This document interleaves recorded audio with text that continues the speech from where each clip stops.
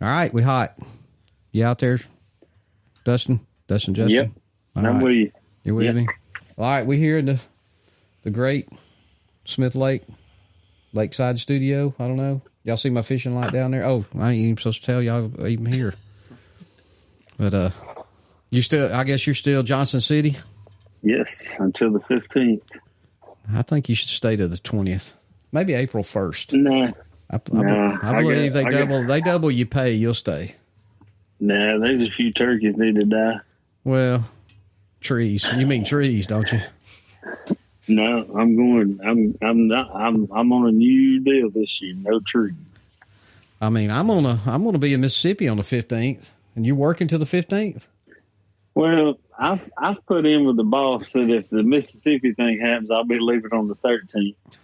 Well, you can grovel around, but I don't think you're gonna make it. You're gonna find out about it on the 16th. There's only a few thousand acres over there to hunt.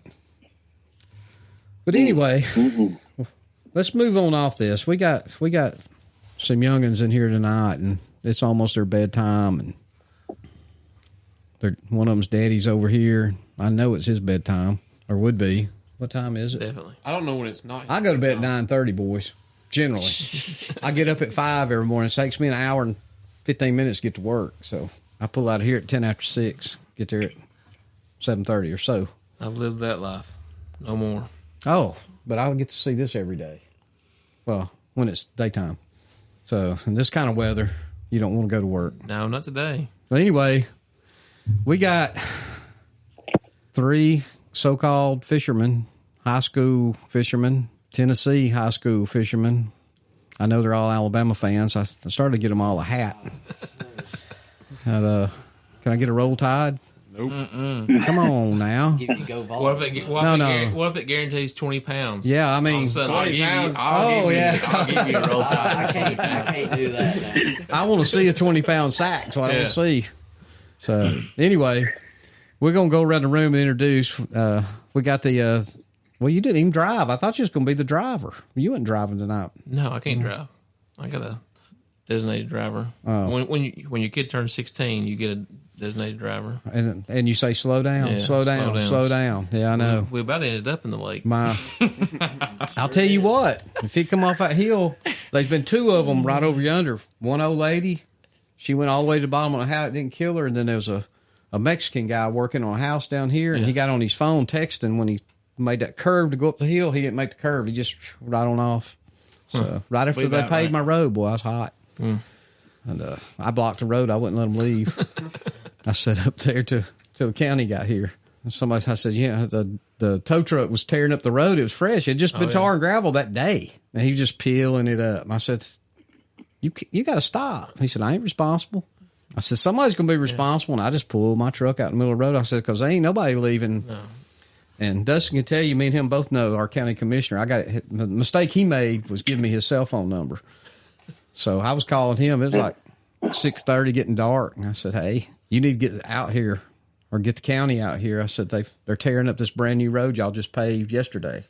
Those county commissioners, they don't get any time off either. I mean, a lot of people don't get credit for it, but my father, he's a county commissioner. He gets phone calls all hours of the day and just crazy stuff like that. Oh, yeah. Well, like I said, that road, none of these to see. I bought a house down here at the end in 2006. And none of the roads, everything you rode on is original until you got to that first newer gravel road. That's the first time they've been paved since 2006. These roads are pitiful. Yeah. That's the only road in Alabama that's paved. Yeah. Well, I mean, I drove down a gravel road the other day. You don't like this road out here? It's fresh. It's fresh. Fresh with some holes. Oh, that's the main road out there. I'm talking about this road here. It ain't got no holes in it because I'm patrolling it. I'm deputy dog right now. I watch the cement trucks, the dump trucks, all the kind of trucks go in and out this place. But anyway, we're kind of deviating tonight. We're going to talk a little bass fishing, maybe some duck hunting, something. I mean, them kind of people that do that. And, well, of course, we're going to talk turkey somewhere down the line. But we met Matt Newman, right? Correct? That's correct. We met him at the National Wild Turkey Convention. It's a sports show. Hit it off, and I don't know how it came about you bringing these thugs in here, but anyway, it worked out. You was just so happy, I was going to fish this lake. It's just one of those things. Like I walked up and Roger introduced me to you guys, and you told me you lived here on Smith Lake. I'm like, we're going to be on Smith Lake in a couple weeks. So it just everything just meshed. One of the few that comes to the studio. We ain't had a whole lot of studioers. Most people, of course, you can see what a drive it is to get in here. So unless you're pretty local, Well, they're missing out. Oh yeah. Especially, I hate it was dark when y'all drove in. You missed all the beautiful scenery, the pine trees and the blowdowns, the rotten oaks. In about a month, when the sun starts going down a little bit later. Oh yeah, you're going to want to do some great podcasts from here. Oh, it's going to be nice. But right now, so it won't be long. I can sit out here and my green light down there. I'll have them giant big stripe. That's all I care about. I don't care about silly old spots and largemouths. I mean, anybody can catch them. But them 40-pounders will be swimming right there. So I just walk down there and catch them. There you go. And then the crappie too. Well, the crappie will come in, the stripe run them off for the most part. But there's a pile of Christmas trees. Y'all don't know that, but I've been putting them out since 2000 and we lost Dustin. That's all right. He don't say much anyway. So while it's beeping, I don't even know if that'll come through on the recording, but he'll try to blame it on me. But you see, I got a signal. It's like his heart monitors. I guess. Oh, wait a minute. He's about to flatline. I think he might have come back. Yeah. Are you back? We thought you flatlined on us. Yeah. Okay. Well, we lost you there for a second. No, I'm good. All right. I don't know what's going on tonight with that. We've never had that trouble. That's something new. Yeah, that's all right. That's why it's the podcast. I don't care if you listen to it or not. If you don't like it, turn it off. I mean, it ain't like we got sponsors or anybody's paying us. I bring trouble with me. There you go. If it's gonna go you wrong, know what? It's going to go wrong. The mics were clicking. You've dropped 2 or 3 times. It could be. It's that Tennessee aura. I think that's what it is. That Rocky Top. That's nothing sucks like a big orange thing. I don't know what it's. Hey, y'all doing good? Y'all doing good? Basketball's doing good. Football, y'all got lucky a couple years now, so it's been good. So anyway, let's go around to my right, which nobody can see, so it don't matter. Just kind of who your name and where you from, who you are, what you do, which I know we know, but most people don't.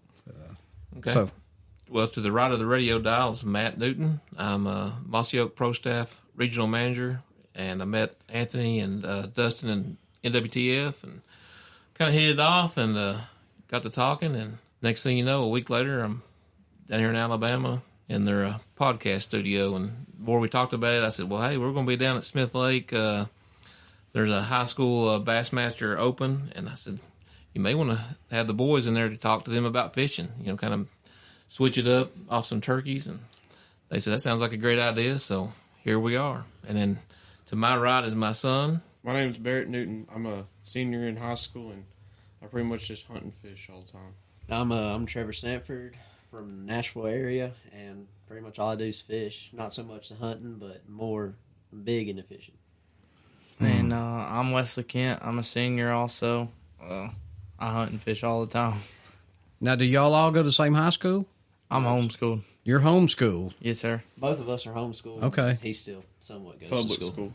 So, how do you have a fishing team? I mean, is that like a homeschool thing? No, so I've been in public school until this year, and I told my parents, kind of just begged and begged. Buy you a boat?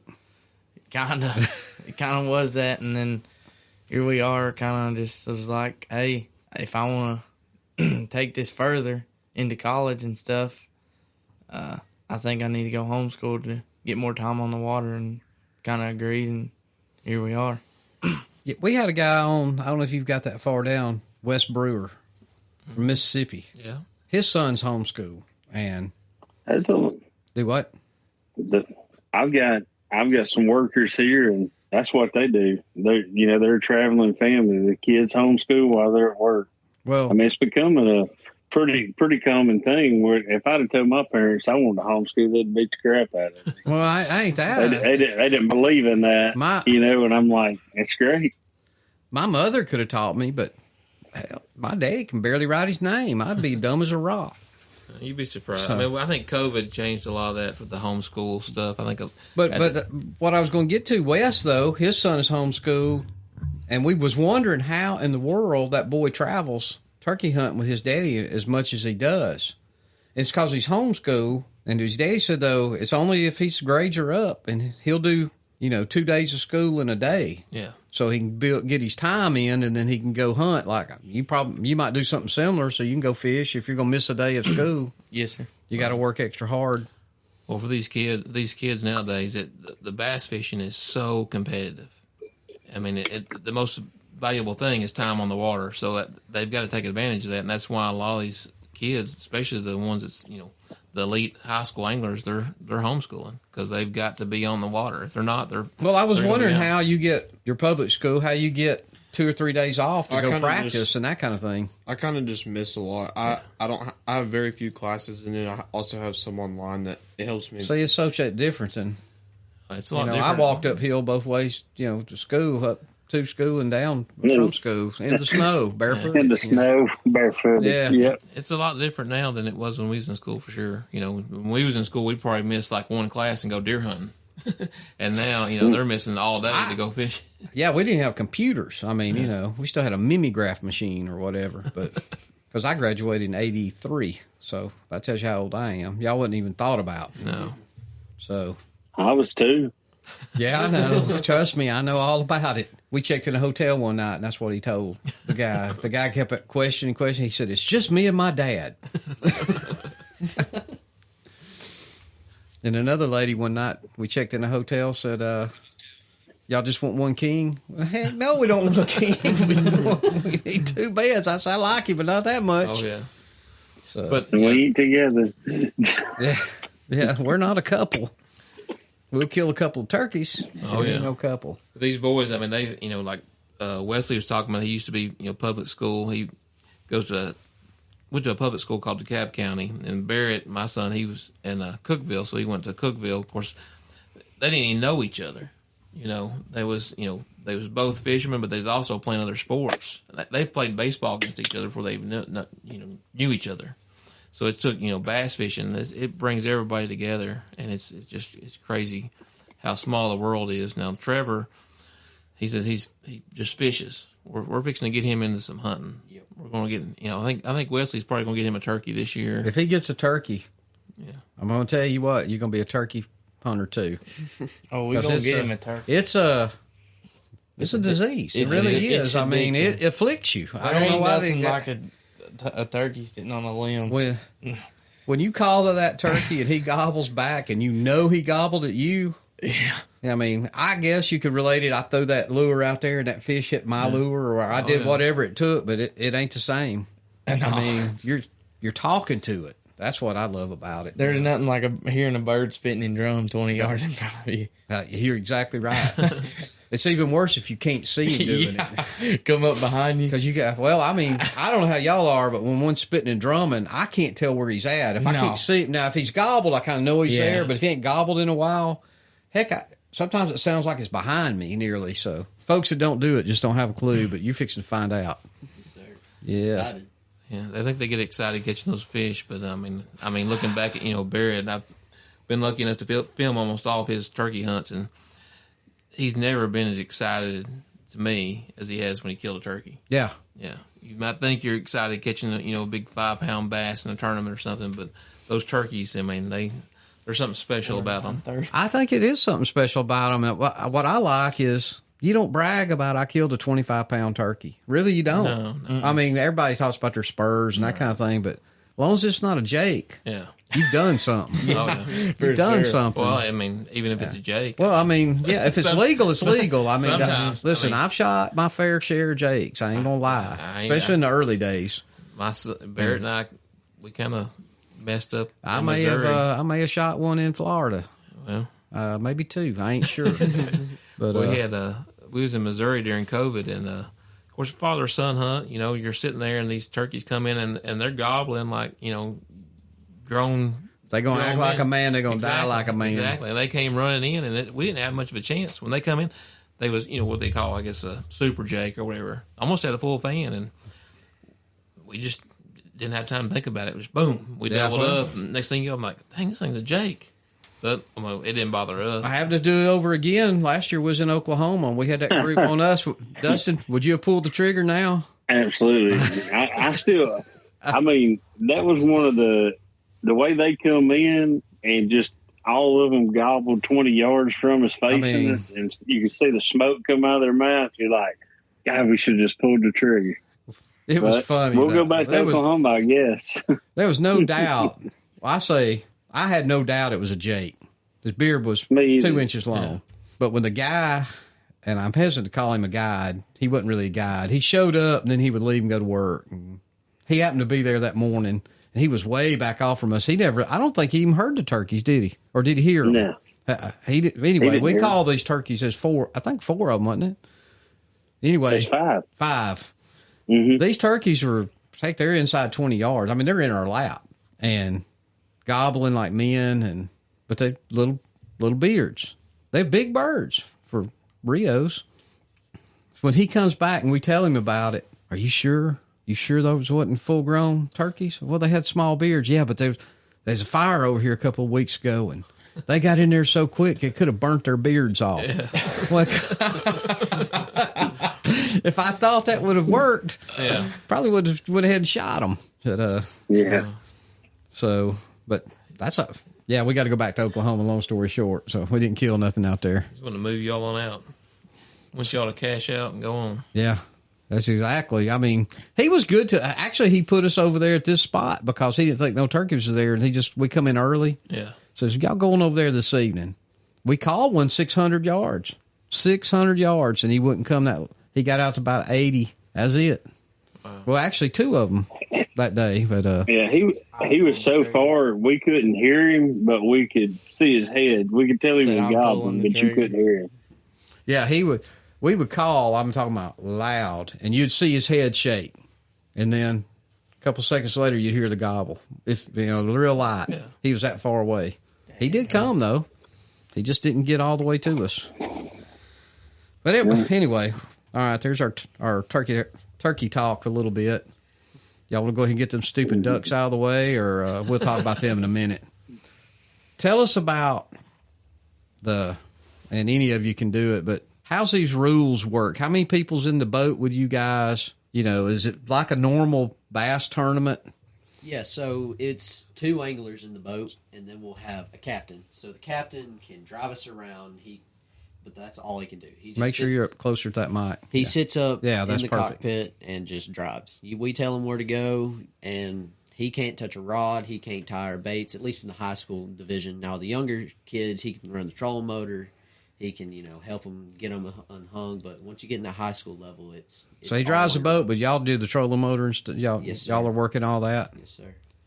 So it's you and a teammate, and it runs like a normal tournament would. Yeah. You got your blast off. You're wherever you're at in line, and then you got to be back in for a weigh in at a certain time. The same difference. I mean, there's a big fish and everything. There's big fish. It's just like a normal tournament, but instead of the competitors driving the boat, you have somebody driving it for you. And y'all, do you win money or do you get? It's scholarship money. Scholarship money, but it's still like a check that you receive. So when y'all make it to college, y'all gonna get NIL money? I mean, is that how that works? No, they don't do any NIL. No. Oh, that stinks. Yeah. Somebody totes a football and get money, and somebody catches a fish can't. Y'all got a lot more invested in $100,000 boats. It could change. I don't know. I mean, this sport's growing. I mean, leaps and bounds. So who knows what's? Well, I think it's all going to change. Did you know in Alabama they're actually batting it around down in Montgomery to pay high school kids? Yeah, that's great. Football, baseball, that kind of junk, which is I think is wrong, but that's their business. All my kids are grown now, so. So this tournament you're in now is the high school Bassmasters. It's a Bassmaster Open. Is it like an invitation? You got to win so many tournaments to get in it, or is it just? Well, it's got popular. Like this is an open, so anybody within the United States can come to this one and fish, but you got to get registered. So it's kind of almost like a lottery because it's so many people trying to get in. So how many boats will be in this? Do y'all know? It maxes out at 250, but I don't know if it'll be a full tournament. Okay. And then there's always like a college tournament before, and then for the college tournament, like the 2 days before, it's off limits for us, and then it's like no information rule for the 2 days before the tournament. So you can't come up here and watch them fish, or you can. I mean, technically, you could like go watch the. I mean, if you stand on my dock, you couldn't help but see somebody out there fishing. I don't even know if we're like allowed on your dock. Like we could.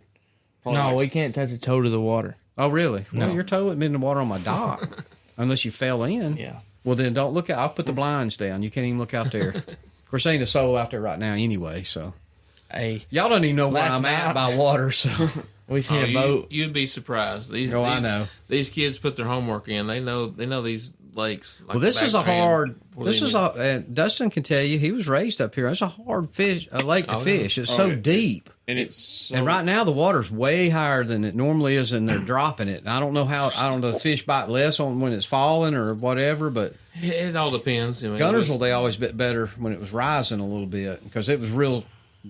They were a lot more. That's where I was raised. It was at Gunnersville or fishing Gunnersville, and they were more constant with how they kept the flow. Right. But right now we just had that big rain. In Nashville, this thing come up 6 feet. Yeah, I was talking to a local on Sunday, and he said it rose 8 foot in a week. Yeah. You could almost walk across it down here, and now it's lower now anyway, about 4 feet below full pool, I think now, but it's still falling, so they're trying to drop it back down into where it's supposed to be. Get ready for the spring rains. That's what they say, but they keep it dry all winter. Yeah. When they pull on that water, it definitely affects the fish in Smith. Yeah. For sure. For sure. So how do y'all fish? Y'all like fishing shallow water, deep water? Y'all just kinda turn on that screen and drive around till you see the fish, or turn on the screen? It just the live scope. Live scope. Live scopes are big. Our big thing is we, like using live scope, like looking at them, being able to cast at them, but I mean, it really just depends on the lake. You could go up to Gunnersville, be fishing real shallow. You can come out here, be fishing real deep. It just all depends. I mean, like this slough here. Because when I went to Gunnersville, I was pinging them with a minnow. Y'all fish minnows? No.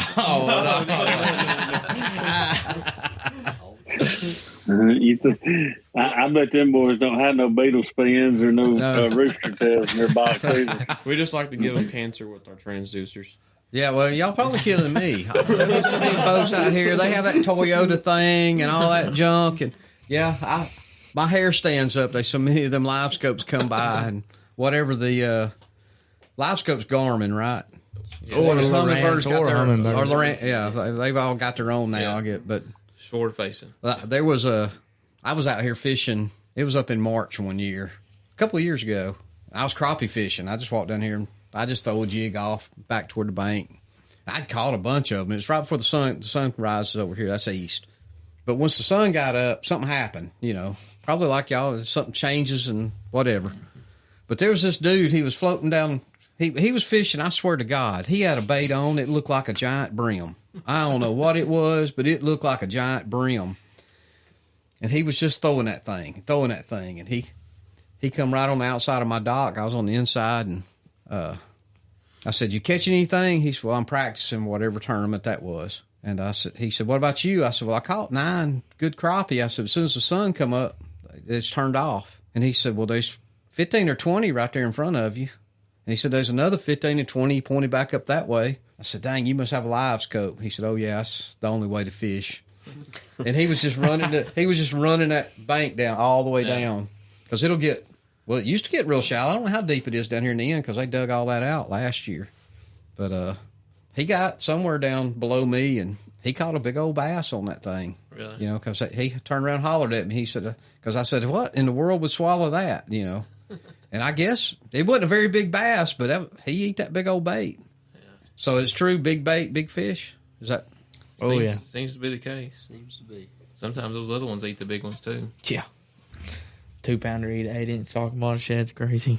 So what's your favorite baits to throw? Y'all got a favorite? Or does it matter? Or does it depend on where you're at? Just depends on the technique and where you're at. Time of year, too, is big. How heavy is your tackle box? Weighs the boat down quite a bit. Barrett's got the heaviest in here. Tackle box? Absolutely. You have to roll it in on a set of hand trucks, or it needs that. He needs to roll his whole basement in. Oh, they got a tackle shop in that, John. Y'all just go over there and get what you need when you. We That's call our it personal Barrett's Tackle Shop. We Barrett's shop there. On the water tackle shop. No wonder you work so much. Yeah. I got to give him credit, though. He gets mad at me for buying some stuff. He's like, just like today, we was talking before the podcast started. He's like, you stop at Vans? I'm like, yeah. He's like, what'd you spend? I'm $149. He's like, on what? He gets mad. I'm like, most Just kids. make him drop you by there tomorrow and you go spend it. I went in GTO today and didn't spend a dime. Most kids would be happy that their parents are, buying them. It's crazy. I talk about it all the time with them playing baseball. A $400 bat, that'd get you through maybe a year. Yeah. Now we're buying $400 reels. It's like, this is crazy. There's nothing. The thing about a reel is it lasts a lot longer than a bat. Yeah. What about a rod? I mean, I broke 9 one time in Canada. Okay. So Holy. 9 rods in 7 days. Oh, Wesley's over here just broke a few. he likes to boat flip them. I don't like them. Well, okay. Just give me the old fiberglass. It would double backwards. Them graphite ones, they'll snap off on you if you ain't careful. I've heard Trevor break a G Loomis once. What? Bro, let me tell you something. Trevor loves hitting your rod tip. I'm talking loves it. He gonna throw me under the bus. What do you got going, Dustin? You got some questions in there? Well, I mean, we touched on a lot of them. I was kind of wanting to know about the boat captain and that sort of thing. I mean, is it still do you guys do a 5 fish or what do you do on that? It's still 5 fish. Fish. There will be some tournaments like the national championship, like in the summer when it's warmer outside, and they'll do 3 fish just because of the health of the fish. Trying to keep them alive. Do they allow y'all to cull?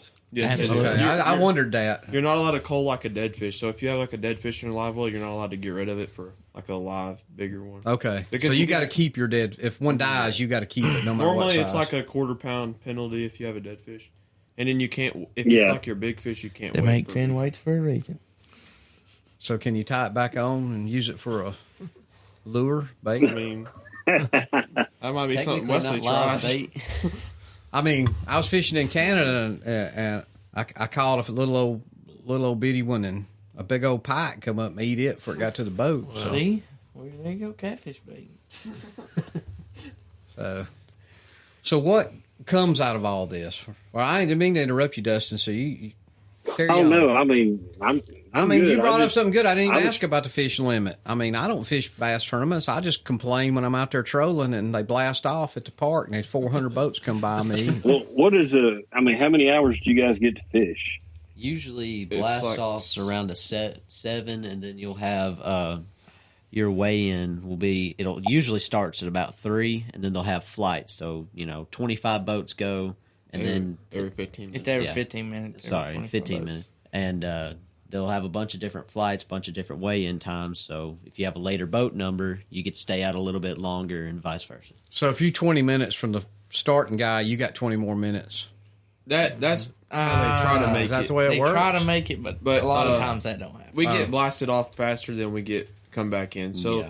like, say your boat 52, that would be a good boat number because you get to come in at 3:30 when you really blasted off maybe 10 minutes after boat 1. If that. Yeah. Okay. So you get like 20 extra minutes fishing. But So you never want to be the first boat. I mean, I do hate you being want- I mean, first is there a preference? I mean, I mean, like in a calling contest, you don't want to be first or last. A turkey calling contest. I like middle of the pack. I think, depends. I think, a later boat number is an advantage for sure, especially earlier in the fall. You want the, later time to fish because it can be 45 minutes to an hour more you get to fish if you get that later boat number. So, but then, in the when spring, it's spring or summer, you may be wanting to get on a bed fish and you want to be the first one there. So you may want that earlier boat number. there could be multiple people that know about that one bed fish that's 8 pounds, and you want to be before them to get to it. Well, I don't think you got to worry about no bed fish right now. No, we're good right now. Yeah, you good right It's a little now. chilly. You better be fishing deep, is all I can tell you. Well, I don't know. They may be up there. I'll The tell creek's you, been running in. And The water temperature keeps slowly rising. There may be a chance. what is the temperature? Do y'all know? Here. I mean, I yesterday- haven't even checked it. so- Yesterday it was 54. Oh, that's almost crappie time.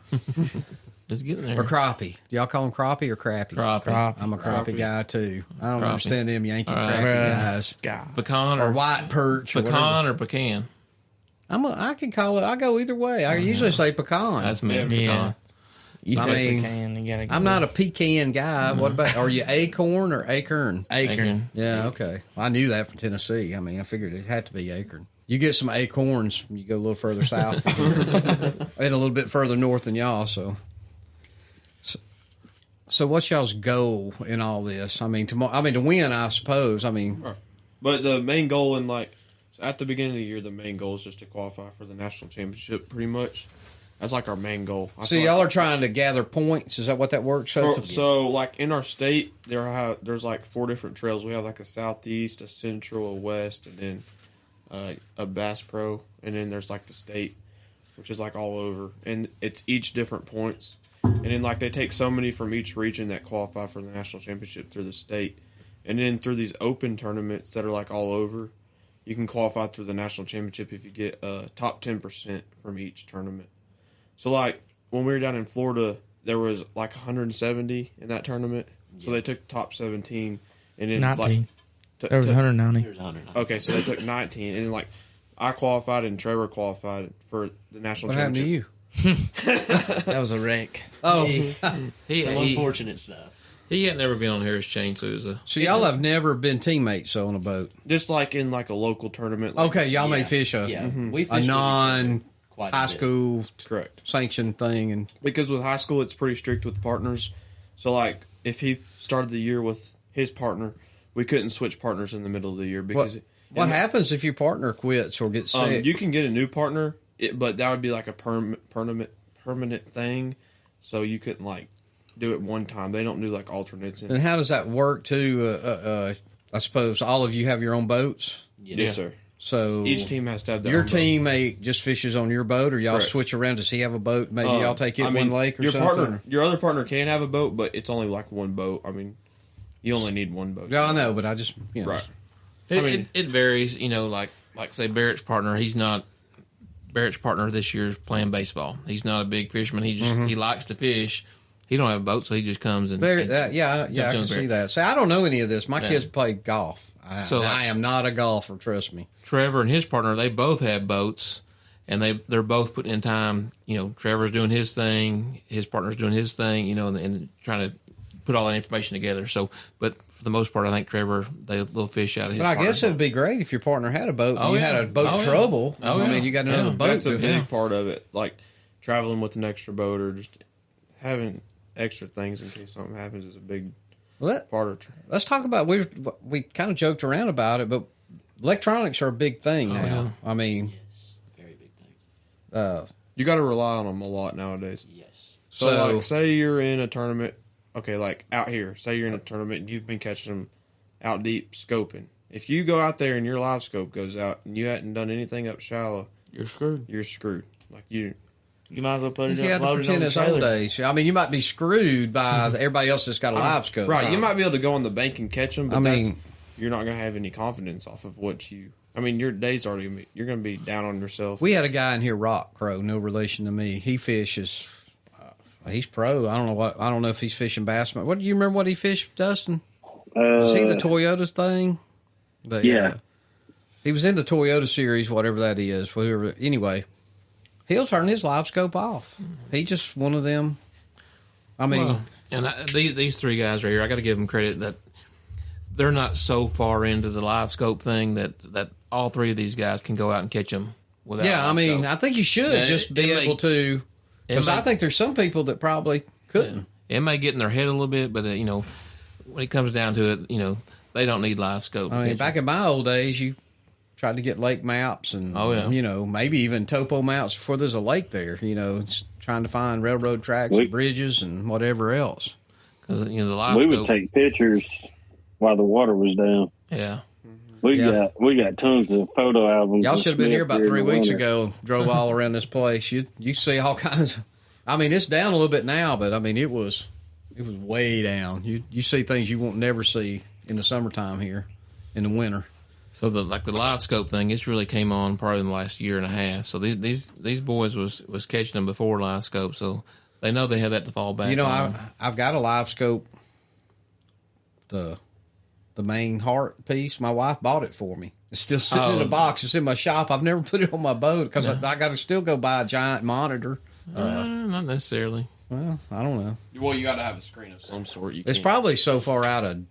Probably needs 14 software updates. Yeah, Well, it might it's about 3 years old. I've had it 3 years. You're going to need more than 14. Yeah, well. Yeah. but you may get using it on them crappie and really like it. Well, that's what I was afraid of. Yeah. Might have to quit work. Well, here's a question I've got. I mean, do you guys get any kind of money from the schools or any kind of money? You talking about like help them out? It varies. Yeah. I mean, I guess it just depends on each school. So, like our school, my team, they'll pay for the entry fees, which that does cover. Well, how does that work with homeschool? Y'all pay your own way? They're still on a team connected to the school. So you're connected to a school. So okay, all right, good. I mean, I was hoping y'all wouldn't. Like this podcast, self-funded.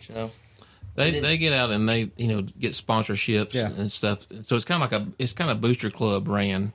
So if you had a football program, club, so it's kind of what it's ran like. Just like they sell the signs around the stadium and announce stuff on. Okay. And then like we have a jersey. The team has a jersey, and you'll get sponsors from that. Like each kid will get one sponsor for $250 or more, or get two sponsors for $250 or more. Like as long as you have a certain value, or they get bigger patches if you get more money. The more money, normally the bigger. Or y'all put them on your boats too, or is it just a clothes? Well, most of the time if you're self-sponsored, okay. Like Wesley, he has self-sponsors that gave him money that he puts in a little kitty, to help. I mean, is there a big old patch that says Matt Newman? No, or something? No. I got Barrett a shirt that says Daddy's Money on it. Yep. Yeah. Well, shoot.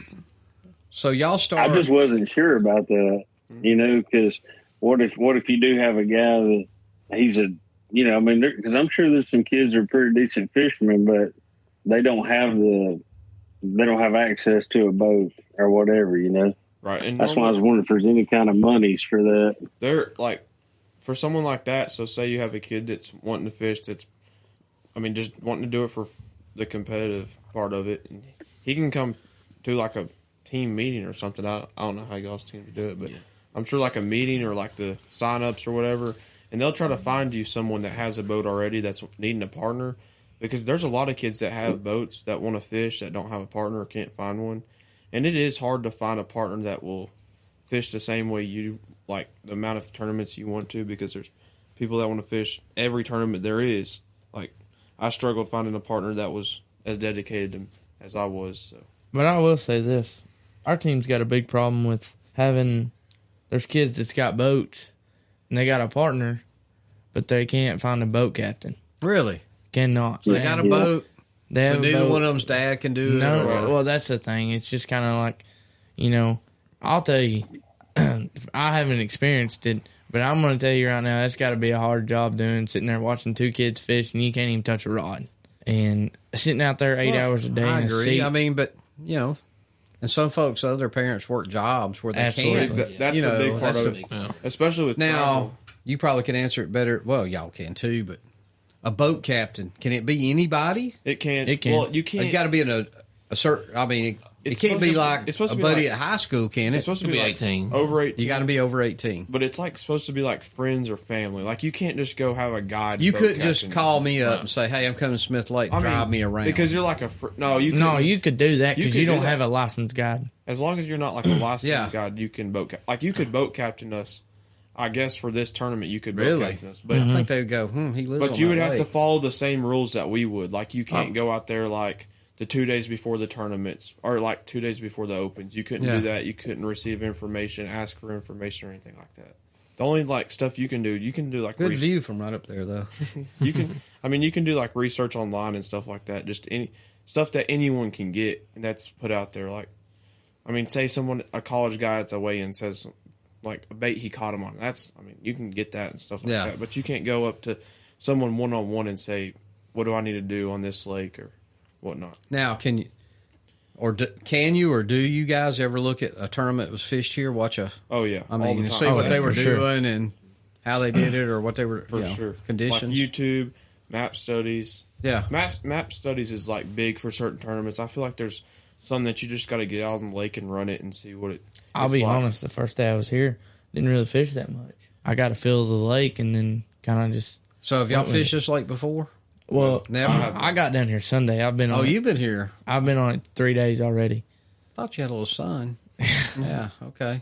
Yeah, so you can come Did you down. get back over this way? I mean, you had to if you launched at the park. I mean, have. This is So very, that- very much between here and there. We actually stayed at a house last night on the lower end. Like, that's where he was at the past 3 days, and then we've moved houses up to Wait a minute. When you say the lower end toward the dam, Yeah. okay, Well, I spent 2 days down there and then spent a day up here.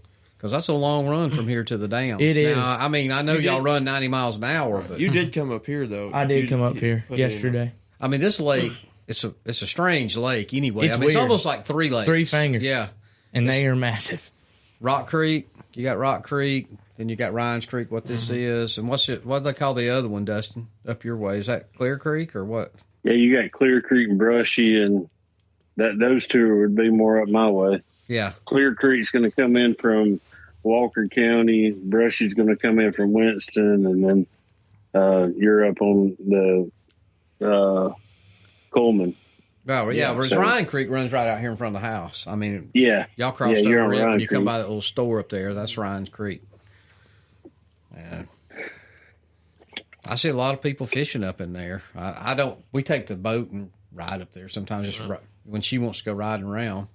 But generally, I just fish. I fish close. I ain't got nobody to fish with me. He don't fish. He's always working or doing something.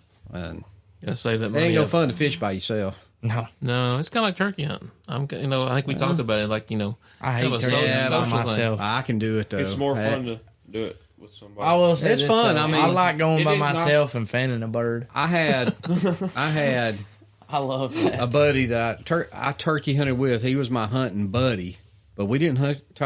We got up, we drank coffee, we talked about where we were going, we went our separate ways, and we came back. We ate lunch. We talked about what we'd never hunted in 26 years. We hunted together maybe twice. Yeah, We sat in the same tree. Still sharing the Yeah, oh the hunt. yeah. But me and Dustin, we'll sit on the same tree a lot of times Yeah. or whatever. Before he got his CPAP, I'd have to wake him up. He'd be over there snoring.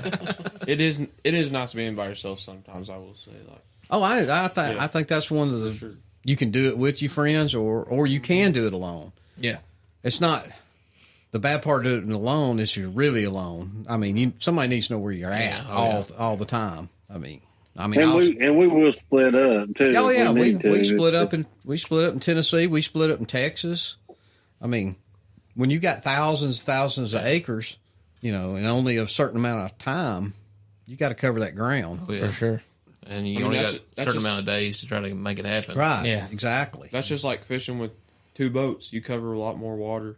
Yeah, You you'd be like figure it 5 out. days and going this way, 5 days you go that way. Yeah. And if you have 2 boats, you're getting double the amount of fishing time. So, like, say you're practicing for a tournament, you have 2 days. If you got 2 boats, that's like Now- 4 days of practice. Now, you three are good friends, Mm-hmm. right? You've been here 3 days. 3 days. Yes, sir. Are they good enough friends that you say, man, it was hot back there, and there's some good fish back over and so? Yeah. You will? Yeah. He's real big on the tall tale. I will say that. Well, what about you guys? Y'all got down here No, 3 or 4 days. this guy hides more information than anybody. Then he'll make a in good it. turkey hunter. He's going to make an excellent yeah, turkey he- hunter because we all lie. Yeah, They tell some yeah, he's tales. going to be good at turkey hunting. This guy cannot say anything about hiding crap. I mean, So- he just like sandbags. That's So are you about it. He telling me sandbags you everybody. You wouldn't tell these two, hey, And if he says yes, he's lying. I will tell you right now. Him and his partner are the world's worst. They'll tell you they have 10 pounds, and they're really going to have, might as well just add about 4 to 5 pounds. They're going to have about so 15, they're lying. 16. Oh, they are. They're terrible. They're sandbagging you then. They're just Yeah, telling you. for instance, I I mean, text you him can't tell the truth all Saturday. the time. Text him Saturday. He said, I'm sitting on about 14. I said, all right.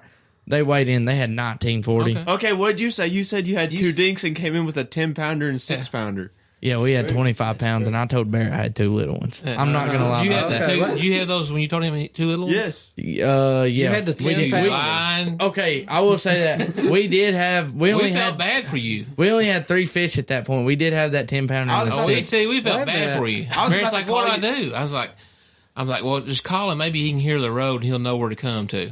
So you feel sorry. Yeah, and we was felt hoping to sorry. help him out.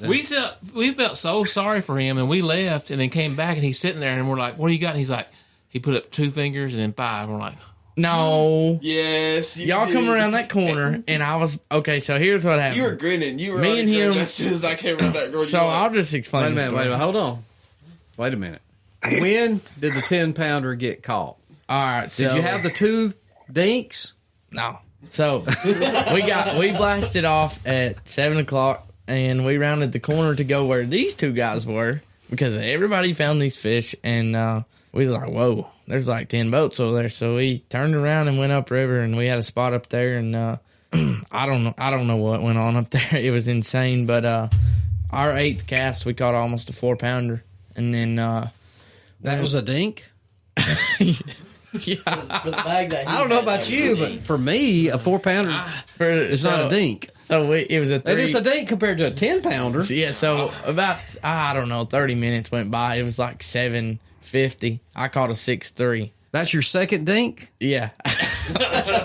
Well, about 8 minutes goes by, my partner caught a 9.33. And it was 7:58. And y'all felt sorry for him. Yeah, well, from now on, we're going to put headphones and put a microphone in front of your face to get the truth. It was 7:58, and we had 3 fish for 19.9. And Wow. Was you feeling confident? no, So why did you come where we was at when we said we had 17, 18 pounds? because we had a 2-pounder in our bag, and we needed to coal. Because we was trying to hit that dirty Y'all 30. came over there and didn't catch a fish because we tore that spot up. That's why we left. There was every bit of 20 boats. You know, I was feeling a little sorry for him. Yeah, We'll talk later on. no more feeling sorry for But you. it's all right. Yeah. It's fine. Oh, yeah, I can tell. We rolled back up You're not there. going to have no 10-pounders out of this lake, I can tell you. Heck no, I've been on it for 3 days and I ain't had one yet. If you do, it's going to have them stripes down the side of it. I have not caught a striper. Really? Nope. They should start schooling these creeks for long, won't they, Dustin? The stripes? Yeah, shouldn't they but them large heads are still deep right now, I'm sure. Oh, yeah, you got to get deep. Deep. I've caught them trolling for stripe at 25, 30 feet. And of course, that summertime is hot. Yeah. Now, it's hot. I'll tell you. I've caught some nice spots, too. I'm talking about 6-pounders. I mean, that's Really? a good Yeah. spot. There's some big spot in this There lake. are some big ones. The world record came out of Smith Lake. Did it? I didn't know that. It was 8 pounds, 15 ounces. I didn't think that'd be not the world record, but the Alabama state Well, record. Yeah. I mean, I can see that. I can see it because there's fish here probably ain't never seen a lure if they stay deep. Yeah. I mean, there's places here you would never get down. I mean, 200 feet deep. So Oh, I don't know if 200. huh? I said I'm looking at 200 foot. We back at home, we fish lakes like Dale Hollow and Center Hill, and them fish in the summertime, even the wintertime, we'll be casting at them at 60 foot of water. They'll be 80 foot down there. Yeah, on some I mean, lakes. they get super, super deep. This, I'll be honest, there is no reason for us to not do well because this is our kind of our field of fishing in deep. Well, I'm going to water. expect a call or a text then, first, second, third, whichever way it goes. I don't know about I don't know about that. I mean, you gotta have confidence going into it. You I can't have be some. down. I mean, this man had 3 fish, could win a tournament, and lied to y'all. That's true. We did not win though. Somebody had 27 pounds. They got That's why you went up there We looking got to kill third. that 2-pounder, wasn't it? Yeah, oh, that's literally what. But it y'all was. won big fish. Yeah, we did have Yeah. big fish. They got third with 25 pounds, and I got fifth with 22 pounds. I think I ended up 8th in that one with 19. And So what is a normal tournament boat wise? Well, I mean, what's your for average? ours or Yeah, like for your for 200. no, probably Probably more around about the 130s. 150. okay, Yeah. okay. Oh, it He's was talking super about like cold a- though. I'm talking about just like a normal There high was school 97 tournament. boats. Y'all go to say you But go there to was 20 of them a 150. year. 150. Your average going to be 97. 120 But boats, 30 Yeah, boats. probably. Somewhere around Counting juniors and high school combined, you could get 200s. You know, they used to have a tournament up here, Anderson tournament. Back there was a boat marine place called Anderson Marine here. They sponsored a big tournament. They had 500 boats on this lake. It got so big they was having to Here. cull boat. Didn't they have to? They had to stop at like 500, didn't they, Dustin? Yeah. That's the Skeeter tournament. Yep. Well, there's one tournament. It's the Minn Kota Zoner tournament on Pickwick, and they'll have upwards of 1,000 boats for that one tournament. I can see that. I wouldn't want to be on Pickwick that weekend. Oh, them fish would have seen No. everything. These boys have fished in tournaments. I mean, what was it, 2 years ago or 3 years ago? 500. I fished one with 500 in it. That was insane. That I was fished terrible. 2 with 500 in it. One had like 460 and one had like 480 or something. 2 of them. The national championship Well, I at could Hartwell see- had 489. This like 500 boats. Of course, with everybody else, you're going to have your normal weekend fishermen and that kind of thing. I don't know if there's they may be another little, tournament. There's a going tournament on. this weekend, a local tournament. I'm shocked they didn't bring y'all in and let y'all launch at the dam, and that way you could just in any direction you wanted to go. And this set up as nice as I the wish. park. I mean, they got a nice way in up there and lots of boat ramps. It's a different city, I guess. Yeah. That would be in Walker County, wouldn't it, Dustin?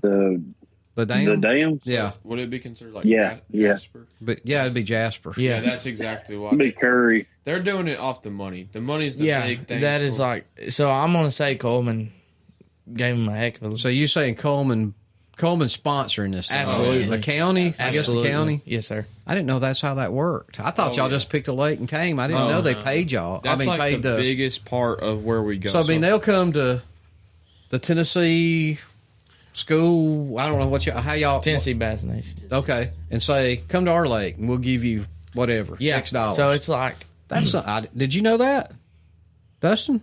No. Uh-uh. So like, they just announced the other day that or I guess it was last night, the national championship was going to be on Clark's Hill. So I'm sure like the reason they're going to Clark's Hill is because the town that it's out of that has donated or like sponsored I didn't realize that went the on. most money. Yeah. And I'm sure it's off Can that the- be like in pro tournaments too? it's I mean, not- like gunners will go out and go, I want Bassmaster, that's and we'll even- give yeah. y'all whoops, sorry, that was me, Dustin. $10 million or No, whatever. the big tournaments are bigger than like I'm sure they sponsor more than the high school. Like Chickamauga, they have Dayton, and they sponsor like crazy. Like they're Wow. trying to get everybody to. Like, I didn't realize MLF Bass. Because I mean, when these you got to think when these kids come in, it's like so. You've got 2 kids fishing, and most of the time you got at least 2 parents, if not 4 parents, and we're coming in for days on end, getting hotels, Airbnb, Oh, yeah. eating. So it brings so Gas. much in. Yeah. But I mean, Jasper and Walker County, Jasper's nearly as well. Ain't probably quite as big as Coleman. there is nowhere to eat around here. What? There is nowhere to eat What are you around talking here. about in Coleman? I haven't been over here, but in Jasper, Jasper's got a lot of places. You got to go downtown. we haven't been downtown. It How took us far like is that? 30 What? minutes from our Airbnb, which was by Duncan Bridge. Oh, well, see, you're not in Jasper. You're in Arley. It was terrible. That's Arley. Well, You got Jack's. Duncan Bridges. Yeah, That's where we went last That's night. where we went last. You got to go all the way down. Yeah, Yeah, that's and Curry. I mean, not there's a Arley, Burger Curly. King. Yeah, that's Curry. That's Curry. these kids You got to go live, down, hang a Yeah. left, go back 78 Highway, and take a left, and there's everything. These kids live high on the hog. They're not eating fried bologna from Jack's. They're wanting to go to. Well, I'm talking about they got everything. We did go. Charlie's We or- did They go got to a it. crawfish place. Jasper has all that. Yeah, we went to a crawfish place last night. But Oh, y'all went Coleman, Crawdaddy. if y'all are staying Yeah. on, Crawdaddy Dave. It was good. I ate crawfish yesterday for lunch. Yeah. But That's who I used to. He used to bring them all to us from Louisiana. We could order from him. He'd meet us on Fridays, and then he kicked that restaurant off last year, and he's got a pretty good little business going down there. Yeah, it was slammed last y'all night. go to 65 and go back up to Highway 157 exit. There's everything you want to eat down through there, and hang a right, and there's everything down 31 all the way back to Good Hope. So I mean, they have Shoot, they just need to go to Whitlock's and get one of them big burgers. And Oh yeah, curry now fries. right down here at that first 4-way y'all come through, I guess there was a gas station and all sitting there. It's called Whitlock's. There's a cafe right by it. Go in there and get you the double cheeseburger and fries. I'm telling you, it ain't no Burger Or go King get burger. breakfast. Or get breakfast. Yeah. They got killer breakfast. Get that big fried Yep. bologna. But what are you shaking your head for? If they, 9-pounder and if they go, 2 dinks. Yeah. they could go up to the Chubby Crow and get them some chocolate gravy and biscuits. Oh, now we're talking. Yeah, you talking? Hey, So no. chocolate gravy. That is un-American. Who What? eats chocolate? I do. I gravy? mean, Chocolate gravy. You would eat it if you. It's terrible. You don't like It's chocolate tasting gravy? like a. You might as well. That You're is a crazy. breakfast. What food about and tomato you're gravy? You eat tomato gravy? I don't eat tomatoes. Oh, Tomato gravy. You that new based on generation. pork He don't chop. eat tomatoes either. got the bad texture. I don't like the texture. I've never heard that till my kids come up. I said, "Where'd y'all learn that at?" If I'd have said that to my daddy, I'd got the texture of his knuckles. I don't eat tomatoes, Daddy. I don't like the texture. I can't like say the much. taste. I'm probably one of the oldest ones that don't eat tomatoes. No, I like. No, there's certain. I don't eat chicken livers. I ain't eating one. You couldn't feed me on chicken liver. That's bait. I'll eat tomato soup. I'll eat salsa. Yeah. I love ketchup, and even a tomato every once in a while. But for the most part, no. I'm not. So I'm on not, your burger, you just don't. it just depends. If it's a real farm fresh ripe one, not one of these wintertime. Summertime. Yeah, summertime tomato. Those are the ones that gets me, I believe. Really? The rich, the red. I think it's so acidy or something it must in it. be. I don't know. But So you're not a tomato man. Heck no. What do you? I know. Squash. Oh, I love everything but tomatoes. I'll eat anything. I can eat fried green tomatoes. Yeah, Oh, I love fried green tomatoes. I just don't. I don't know. Would you eat a fried red tomato? No. I'd try it. I tried. I've never eaten one myself. So, But now I grew up eating So you- chocolate gravy, and I can't believe some kid says they don't like chocolate gravy. it's chocolate. Yeah. I'm not a very big fan of chocolate either. Not a big fan of telling the truth the way it sounds to me. Hey, that's what you are. Yeah. You never know. So I know he's a turkey hunter now, and I know you're gonna make a great one. I love turkey hunting. So, well, what's the main outcome here at this tournament? Y'all fish one day. The weigh-in's what time? 3:30 or 4 o'clock? 3:30. It starts. Yeah. I mean, the last boat in's got to be whatever time it is. So for the most part, there's 190 boats in this one. I don't know how many. I don't know how many. They take the in top 10%. So I mean, this goal for this tournament is for them to make the national championship, which Trevor and Barrett, they made it Harris Chain. So even How if is they that not on Gunnersville? That's what we were talking about today. I think it should have been on Gunnersville. No, it needs to be on Nick and Jack. Oh, I got a feeling you fish that a lot. that's where No. he caught 25 pounds last week. Yeah. It's been on fire. It's but been on fire. It couldn't handle more than 80 boat. I mean, Well, it could handle. it our could handle tournaments, us. that's I got a good friend that guides on Gunnersville, and it's heating back up there. Of course, y'all just was up there, right? It sucked. We did not catch a bass. Well, you should have called me. I could at least told you where to go. We're gonna catch a bass tomorrow. Though. Where'd y'all put in at? Y'all know? Gunnersville Municipal, maybe? Right there off the causeway? Yeah. Yeah. Okay, yeah. We, Y'all should have went out back around those islands back in there. Or did you get back in there? We tried to run up and do something we did. Oh, And- okay. It's not the We- lake's fault. Me and him It's not came the down lake's here. fault. We came down here in December. Me and Barrett did and had 24 pounds. This First ain't time I ever December, been here. though. Oh, it was. But they ought to be running bait right now. I thought we could at least go out there and live scope them.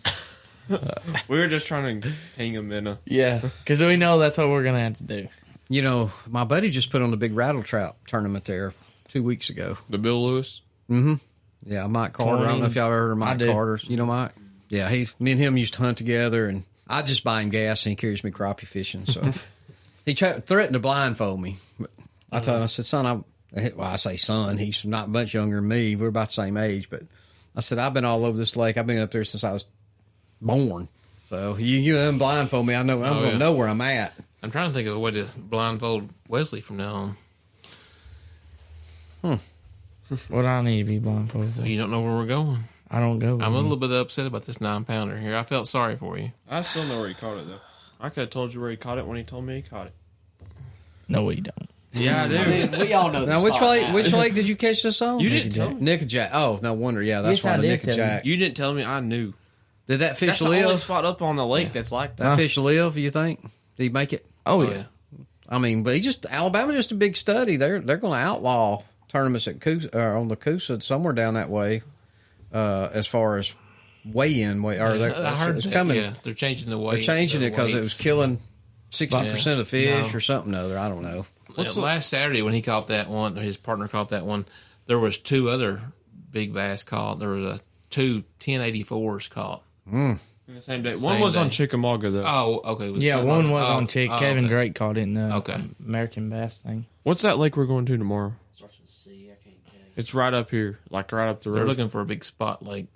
Right up the road. It's like a little bitty lake. I don't, What's the new lake up here? Duck River? No. That's Yeah. one of the options that we were thinking about, but there's another Duck one. River's got some good bass in it, and really Is does. it deep?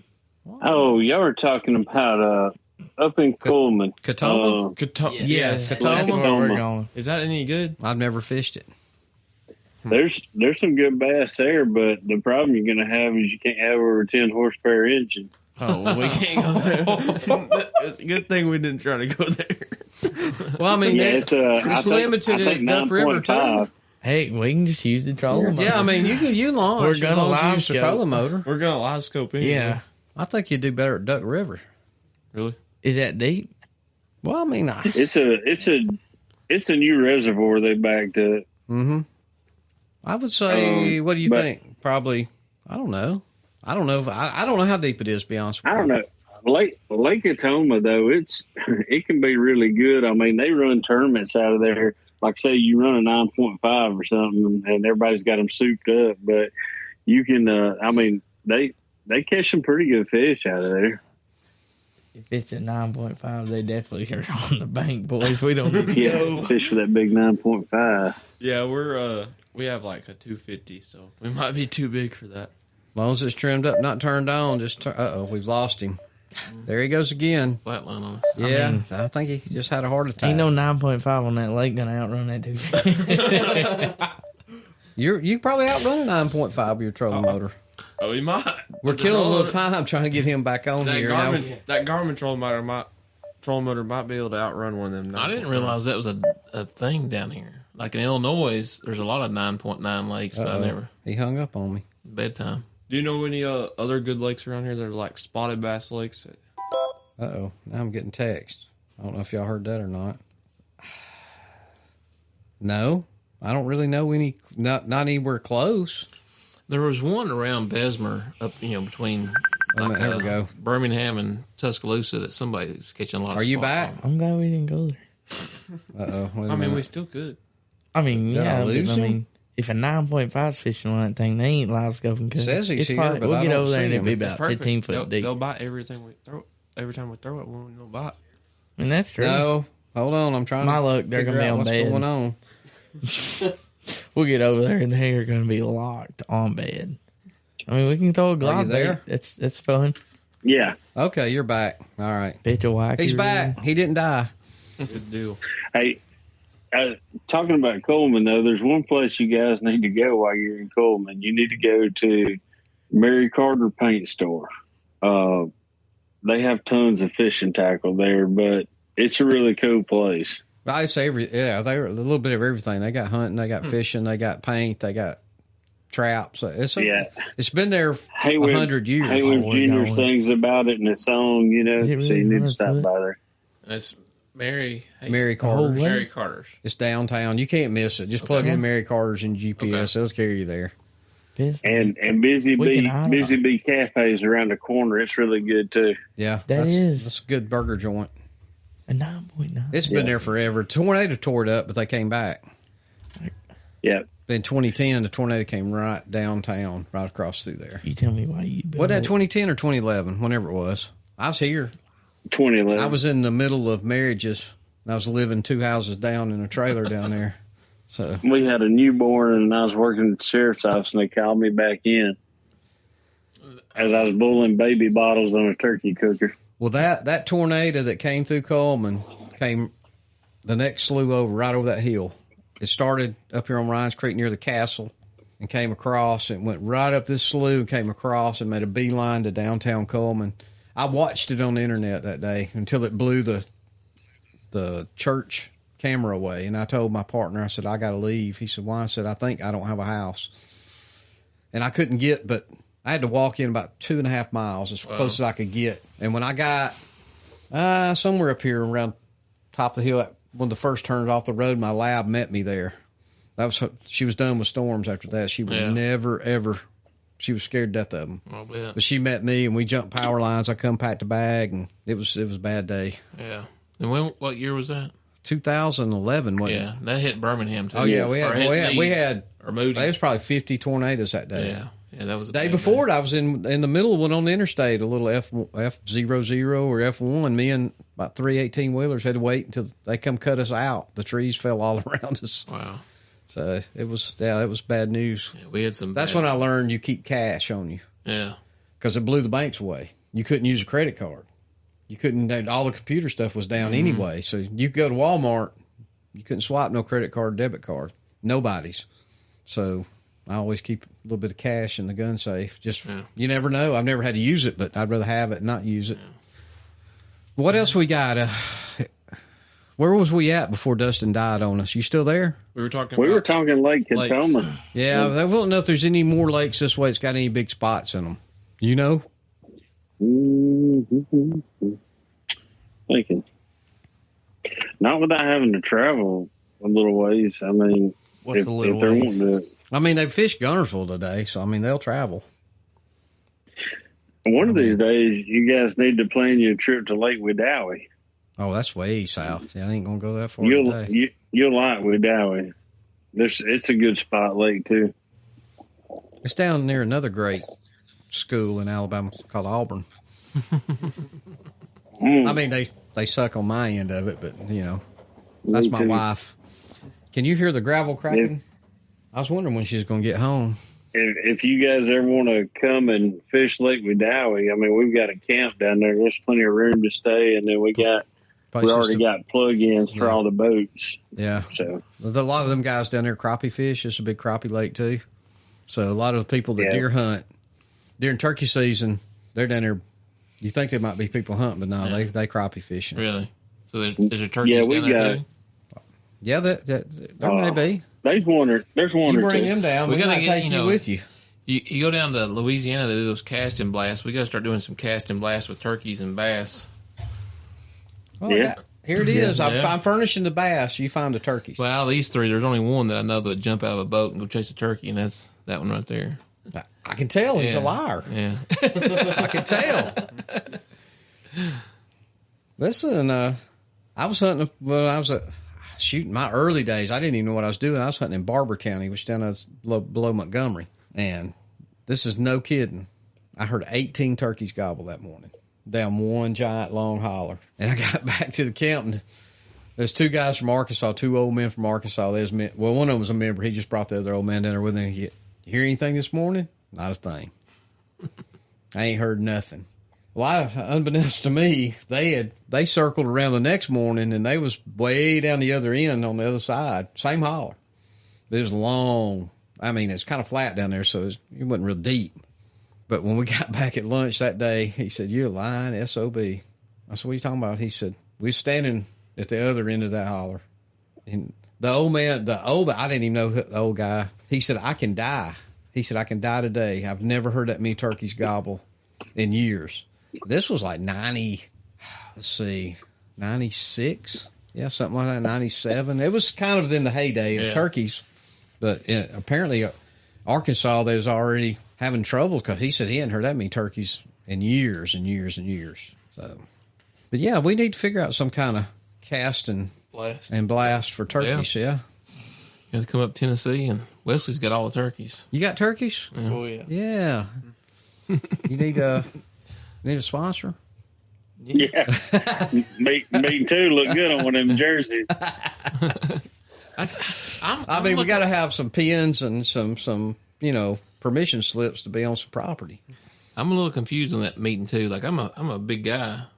Why don't we do meeting three? Yeah, meeting three. Well, there went but two of us. Oh, okay. Well, that makes sense. I figured that was the case, but I'm like, you're this small. You've lost a lot of weight in the past few years. I lost about 50 pounds in the last couple of years. Well, a year and a half. Yeah. But when we would do this, we were debating whether to go meet, MEE2, like we meet you guys. But we thought, well, Yeah. I don't know. It's okay. I mean, I got a cousin that's big in all the social media stuff. He said we're all wrong and we'll never do it and we'll never make it. We'll never make nothing.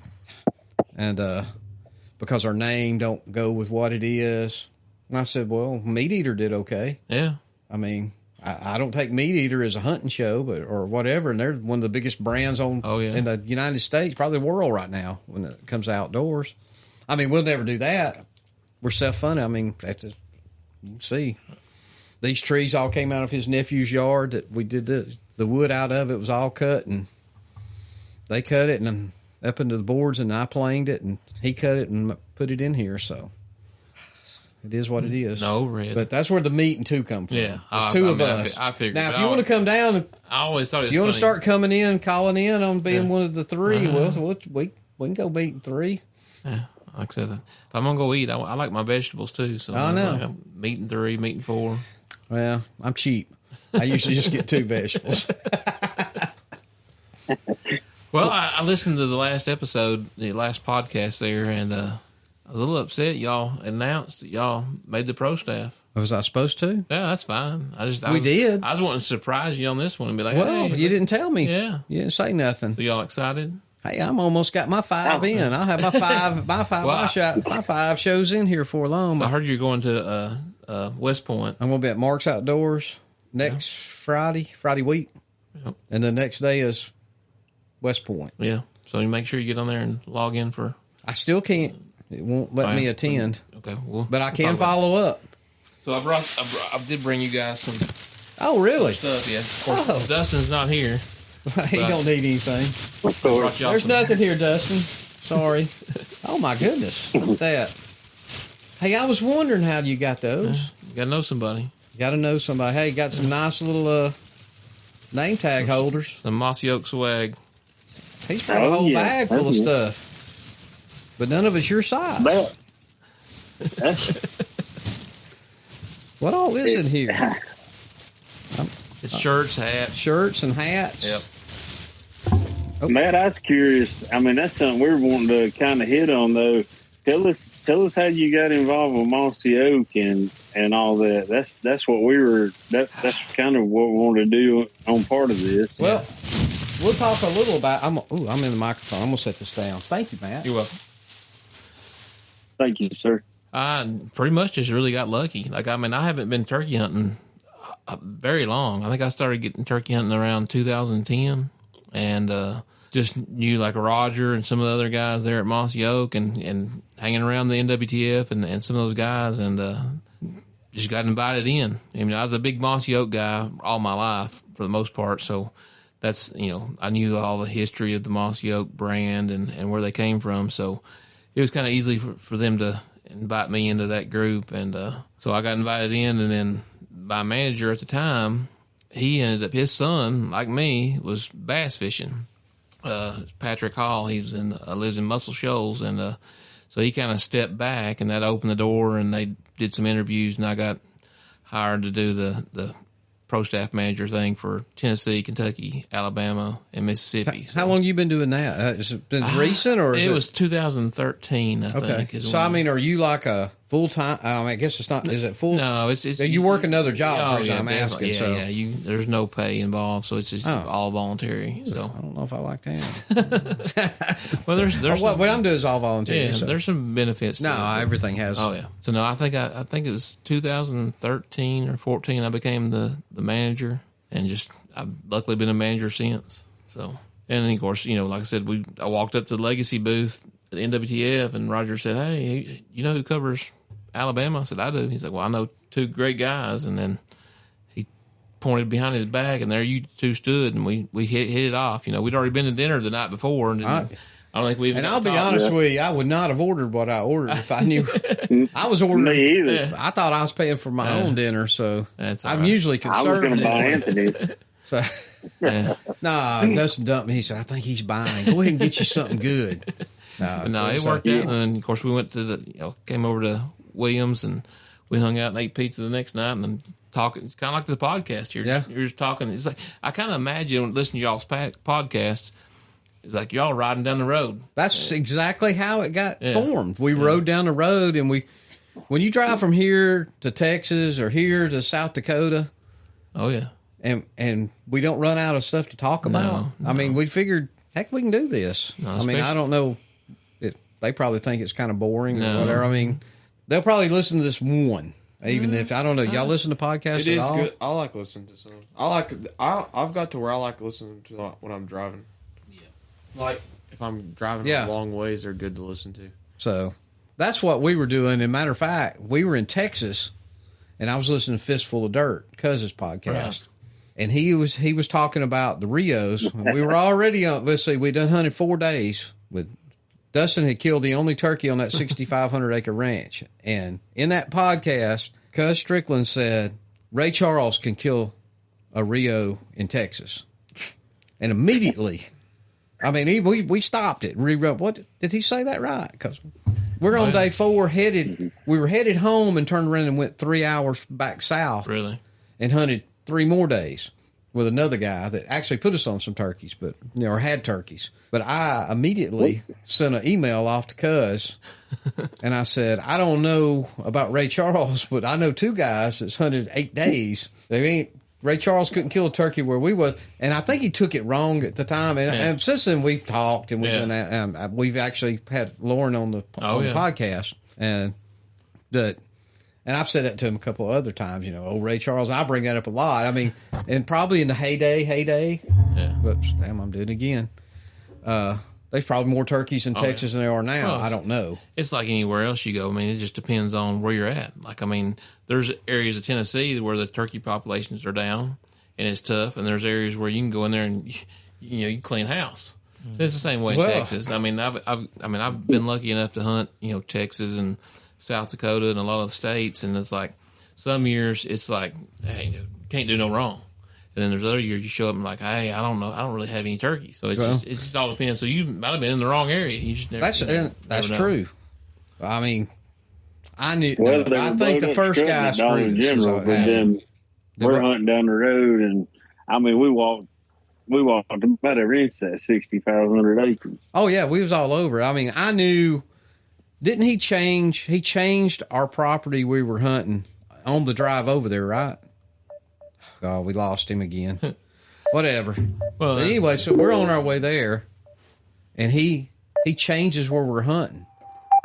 We actually drove. We stayed in a trailer and had to drive 50 miles to the ranch we hunted every day, and it don't get dark. Oh no! It's 9 o'clock. It would be 11:30, going on 12 by the time we ate, showered, got into bed. Then we have to get up. And there was no turkeys. No. There was just no turkeys. But I will say, when we represent Mossy Oak, because when we pulled into our camp in South Dakota, they asked us if we were with Mossy Oak. I mean, we got out in Mossy Oak. The guns Mossy, everything was Mossy Oak. Yeah. Because he said we got 2 turkey hunters from Alabama with us, because there's people from Minnesota, Oh yeah. And I stopped him. I said, we're not turkey hunters. And he said, what? I said, we're turkey killers. We didn't come here to hunt. We came here to kill. And we looked up and I killed pretty quick. I killed the first 15 minutes. I was done. Yeah. I ain't the guy that's going to go, hey, this is my first day here. I ain't going to waste this. I got out of the truck, walked over the hill, turkey gobbled. 15 minutes later, he was dead. We was back at the truck. Bottom fell out, and it rained the rest of the time. Poor old Dustin. He ain't here to defend himself. I had to wear Anthony's boots. Yeah, I had to wear Anthony's boots the second day I went out because everything I have was wet. That next morning, I am not kidding y'all. It was, I guess, what time we get up? 3:30, 4 o'clock. I get up a little bit ahead of him. I'm an old guy. I like to drink coffee. I like to see the news. I like to see the weather. He can wake up and go, what's the temperature outside? I can tell him. The wind's out of the west. So I go in there to wake him up. We go to a 2-bedroom cabin. Is it raining? I said, pouring. I think I might just lay in the bed. I said, oh, hell no. You're getting up and you're going hunting. We didn't drive this far to sit in the bed. Hey, we're not sleeping in. Not today. And we'd already hunted. We hunted like 3 days in Kansas, and 3 or 4 days in Kansas, 3 days or 4 days in Nebraska. And then we're up there. I mean, when that wears on you over time. Well, I mean, like you said, you're not turkey hunters, you're turkey killers. That'll turn you into a turkey killer because you've only got so many days. Yeah. And like you're going to do whatever it takes to kill that turkey. And don't get me wrong. I mean, and somebody might take that like I'm just going to run out and kill turkeys. No. I mean, that's not what I meant. No. But I mean, we're here to do it. Right. Because I mean, my guide, who ended up being Dustin's guide, when we were going, before the turkey ever gobbled, he said, this is your hunt. You can, if it's a legal bird, you can kill it. If it's a jake and you want, I said, I didn't come 2,000 miles shooting no jake. Of course, then he was happy. That's what I wanted to hear. Right. But he wouldn't have cared. And they asked us like, what setting do you want the guys hunt in and all this stuff. We're like, we don't care. We'll kill one on a golf course if it's legal. Yeah. Yeah. Oh yeah. We're here to kill a bird. Well, you was talking about Texas, and the last time I was in Texas, I took a customer down to Texas, and luckily he killed a longbeard and about 2 jakes in one shot, and it was a great morning. But then after that, it was just like, where's the turkeys at? Yeah. and I had to, scratch for everything to finally kill one. And luckily, I did kill my one. I mean, I went there to kill two, but Well, at least I got one. So it can be tough when you go on those trips like that. There was only 4 of us, right, on that ranch in Texas. A man and a woman, and me and Dustin. And it was 6,500 acres, and we were pretty much give free reign to go and do where we wanted. The guy drove us around. This is how I knew we were screwed. We were on a side-by-side. He drove us around the property, and he was pulling cards and cameras as he went through it. He wasn't there to guide you. He didn't care nothing about turkeys. We've seen turkeys He was a here. duck hunter. He was he was one of them damned old duck hunters. I mean, wait a minute. I guess, we didn't talk about ducks, them dumb ducks. No. Now, you duck hunt, all 3 of y'all duck hunters. No, I mean Trevor's never been. Wait a minute. So he's a duck hunting. We're newbie. taking tomorrow. Yes. So he's never duck hunted. No. Yeah, think I've ever done don't so. do it. Let's just sit on the sideline, man. That way you can sit like I do and go, I wouldn't shoot one of them stupid things. I mean, they're not like a turkey. They just whack, whack, whack, whack, whack. We'll let Trevor make his mind up. Let him kill some ducks. Nah, and I'm just going going to tell you, you hunt ducks and turkeys. Oh, yeah. If you had a choice of going, now I'm not going to say, hunting in the woods, in the water, and I heard all that, how they flutter down through there like Timber. timber, green timber, or whatever y'all call that, or whatever. But if he said, there's turkeys gobbling over here this morning, or you can go shoot ducks.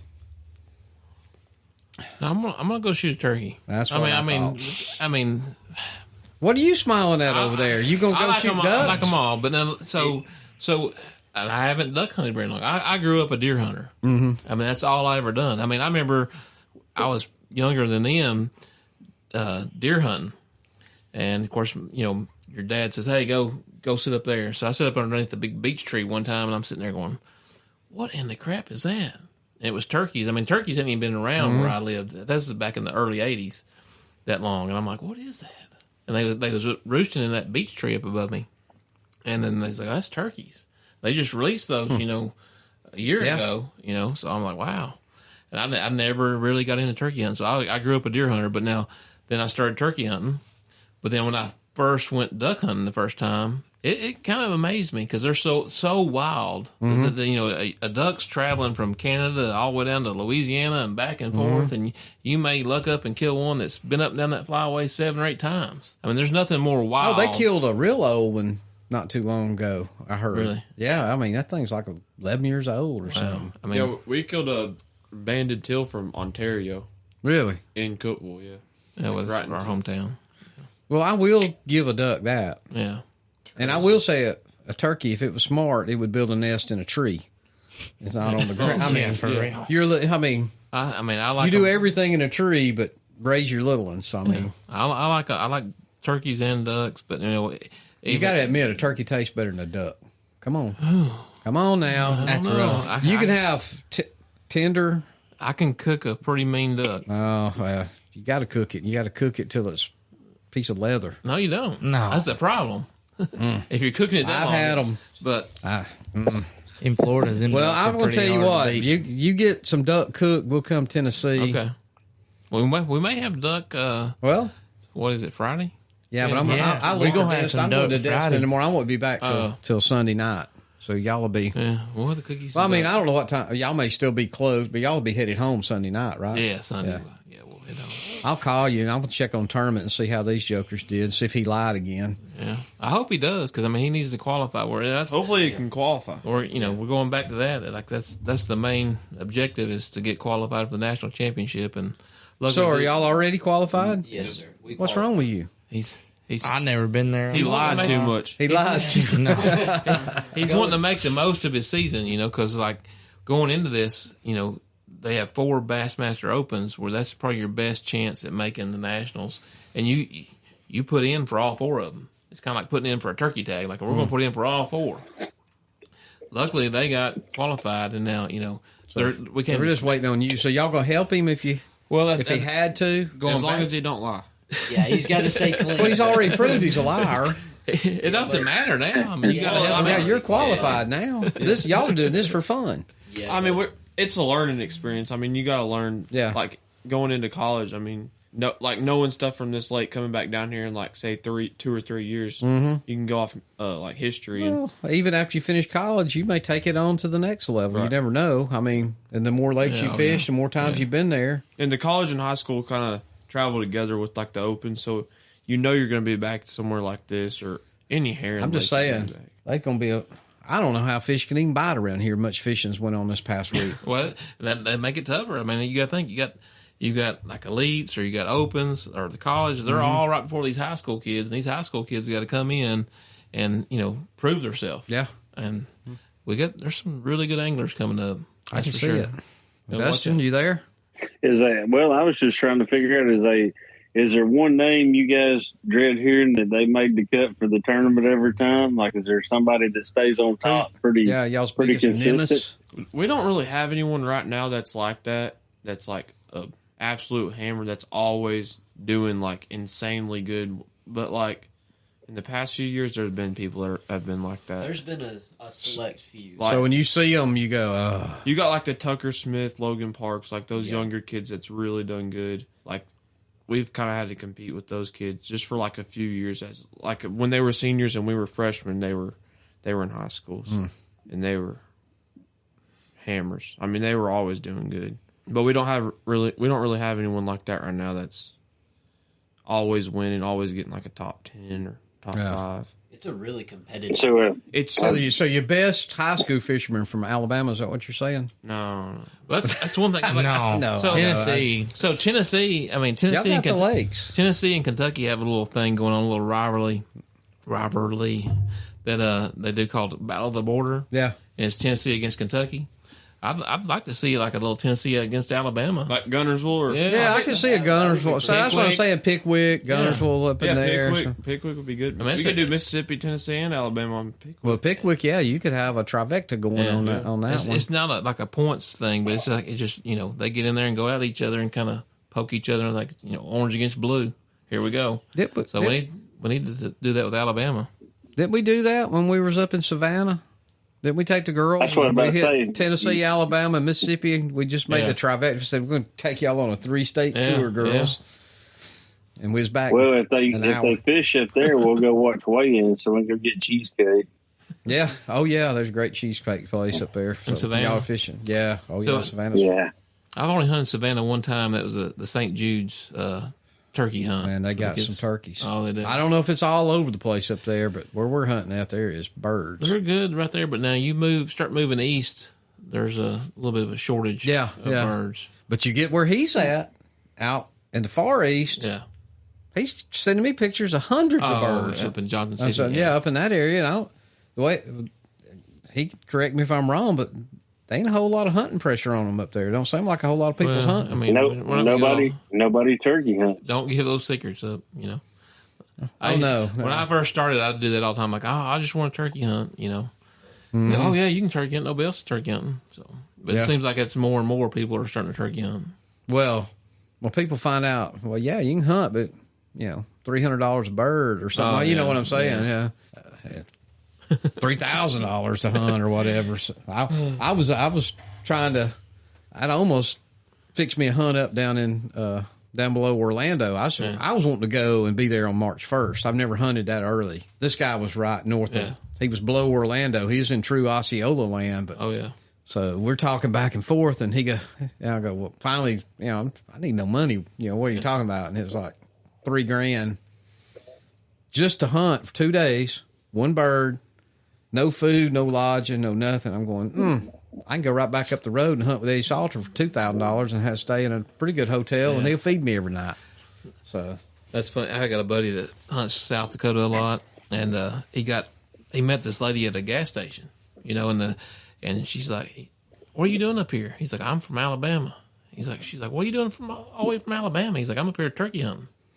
I got all kinds of turkeys." And she really took a liking to this guy.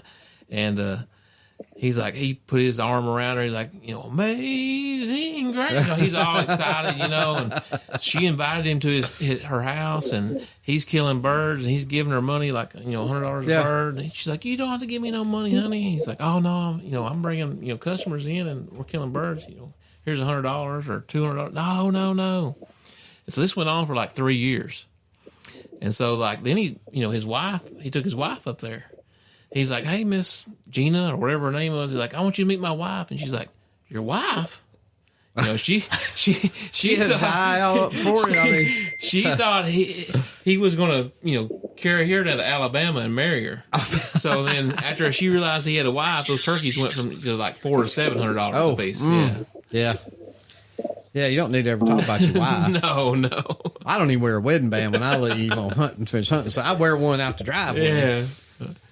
Yeah. We tried that same strategy in Nebraska where we was at. We found us a little country cafe and, hoping, because we just work, hunting the walk-in land, hoping and we met a lot of great people. Don't get me wrong. Everybody walk up, talk to you, friendly. What are you doing? I mean, you're decked out in camo and what are y'all up here doing? Oh, we're bass fishing.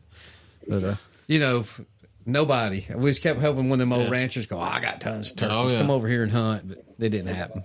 But I hear it happens a lot. Keep like trying. I know. You can't. All they can say is no. No. Or I don't have no birds. They get a lot of, you don't knock on doors in Alabama. They just, it don't happen. That's the same way in Tennessee. But Dustin's working. He's laying the groundwork for our Tennessee. Well, you need the Cherokee National Forest. That'd be a good one. You guys do much public ground, or y'all just? Yeah, I mean, that's all we hunt in Kansas, Nebraska. I mean, if I'd got a second tag in South Dakota, we'd probably stayed around and hunted Black Hills more. That's one thing I haven't hunted is the Black Hills. I mean, I went to South Dakota and always hunted kind of south central South Dakota. Because I thought if I ever go see Mount Rushmore without my wife, I'll probably get divorced. No, so I got to take her. We went up, we hunted it. Me and him did the nickel tour. We had a day left after we both killed, so we hit them all real quick. And I told her, I said, we're going back. Me and her, that's where we vacationed last in September. And she loves it. She wants to go back for this buffalo roundup they do at the end of September, 1st October. And all I did was ride around and drop pins on turkeys everywhere I saw a turkey. She said, you're in Custer State Park. I said, I don't know if we're close to the border or not. So, I'm dropping pins. Yeah. That was one thing that Shane Simpson told us, and I've took it to heart. And Dustin can tell you, everywhere I see a turkey, I'm dropping a pin, whether it's a hen, whether it's a gobbler. He said he dropped so many pins he locked Onyx up. Really? They actually had to change Onyx whole programming basically because of him. He had more pins than they had ever thought somebody would have. I need him to talk to Navionics, because Navionics, you're only allowed, was it 1,000? 1,000 waypoints. Yeah. So that's what I asked. I'm like, it's one thing for turkeys, but for bass, I mean, you're going to have all kinds of waypoints. So, I'm like, is that nationwide 1,000? Yeah. Oh no, you could have 1,000 of that in Alabama. Oh yeah. You can have 1,000 of that probably on this lake if you really wanted to. Mm-hmm. Oh yeah. So they don't take long. Well, look, I don't want to keep y'all here all night. What time is it? It ain't too late. 1:09. It's 10 o'clock for him. Yeah. I mean, we know he don't really work, but he sits in the truck all day. Yeah, supervise. Yeah, I know. He's supervisor. Oh yeah. Well, and I'm gonna go through this bag, Dustin. I'll make sure you get at least part of it. Yeah, leave me the leftovers. I'll leave you the bag. I mean, hopefully I got the right size. I got large and medium. Is that right? Yeah, it'll work. That'll work. I did drop to a large, so, and the extra larges was getting pretty tight. So, I will say that much. I did do that. My wife didn't impress her none, but Oh, you put it back on. Look at those old bird legs, but you put it back on, she'll be talking about it. Oh, I know. Yeah. That's where I'm at.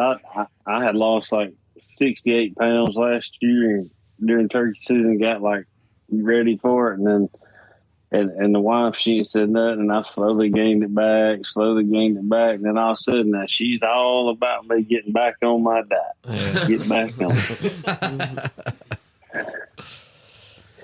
She says she wants me to live longer. That's what they all say. Yeah. Why they want you to have life insurance? Boo Koodles. Yeah. Well, you got anything else, Dustin? No. What about y'all? Maybe we can do you got these two great celebrities in here. I caught COVID because I was signing autographs, kissing babies all over the national. I'm just glad I didn't get COVID. I can't believe it.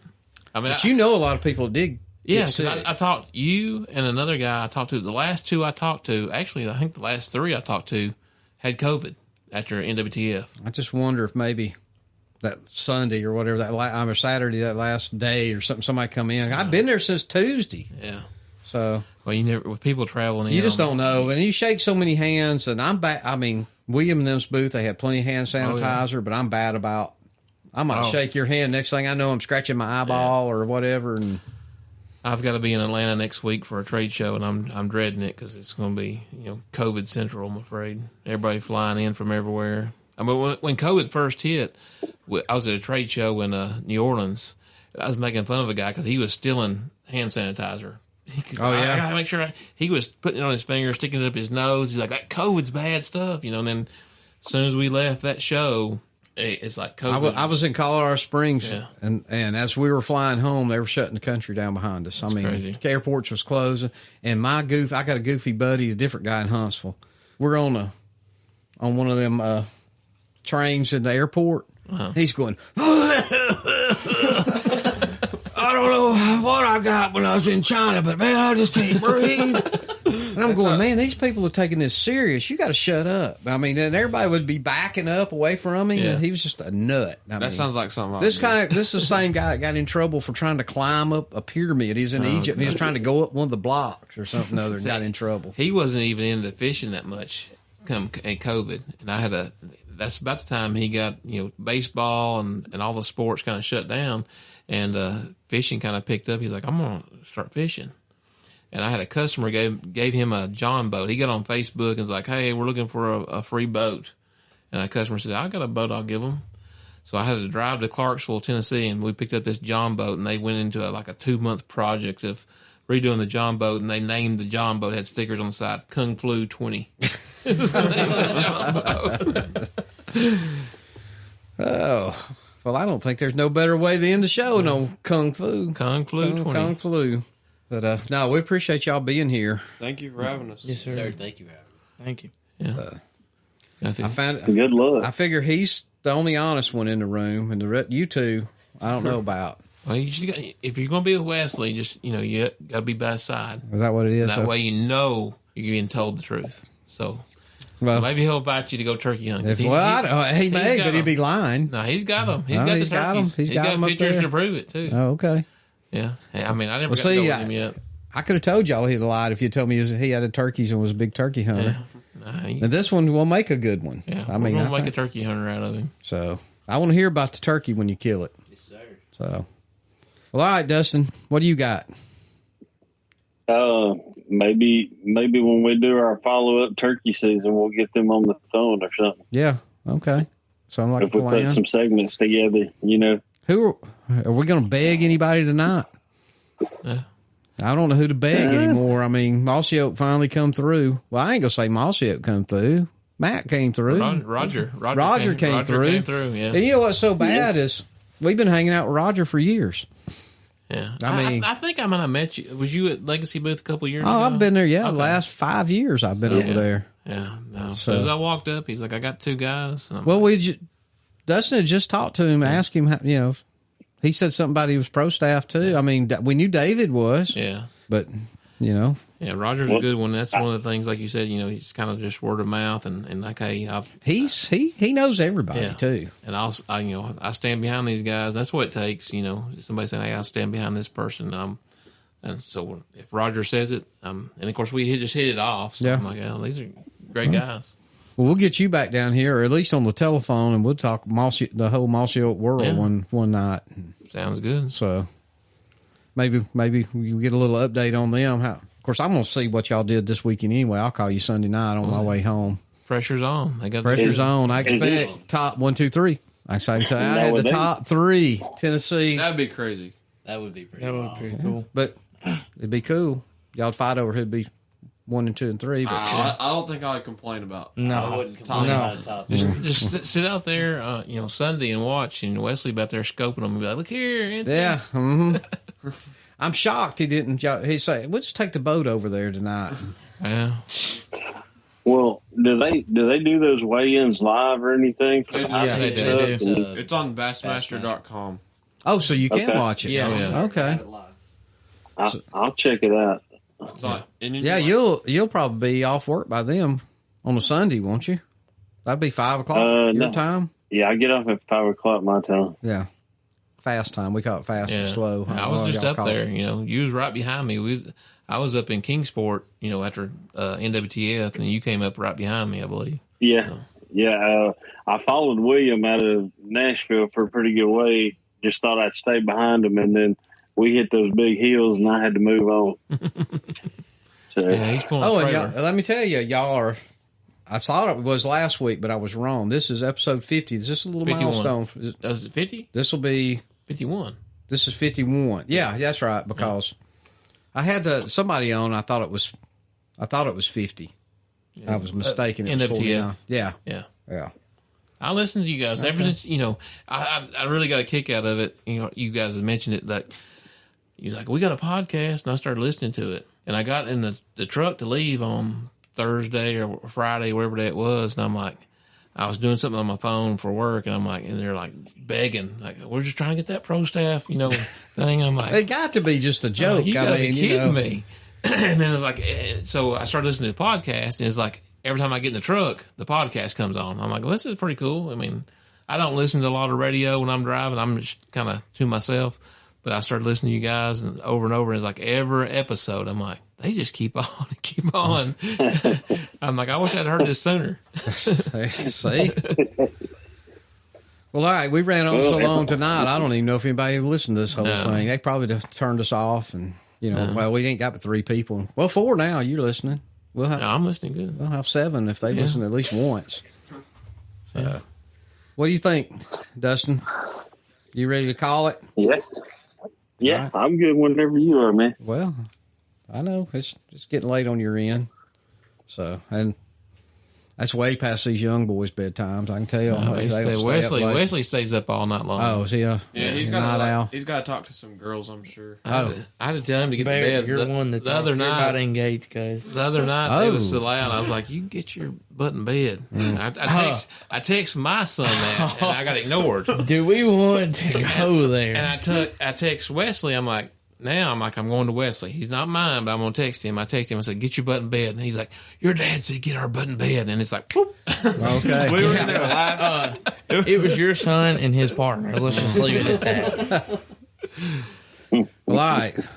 Well, I appreciate all y'all being here and even making this drive in the woods slow down going out. There is a bunch of deer up through here, so. Hey, we'll hit them and throw them in the back. Well, there you go. That's a tenderloin. Just let me know. Let me know. I got a place to hang one up just right on top of the hill up here. Well, we appreciate you guys having us. Yes, sir. Yeah. Anytime. Maybe next. Well, y'all all be graduating high school next year, won't you? Yes, sir. So I guess maybe y'all might be fishing a college tournament. We'll be back down here probably in a year or 2. Yeah, there you go. I'm looking forward to college. It's going to give more time to hunt. And it's not even just college tournaments that are down here. There's also like Toyotas and stuff, BFLs that are down here all the time. Oh, yeah. Yeah. So y'all got Alabama done offered y'all a fishing scholarship, Auburn, somebody? I'm going to Georgia. Georgia? Oh, my God. We got some buddies to be happy to hear that. Yeah. Mm-hmm. I didn't even know they knew how to fish over in Georgia. So.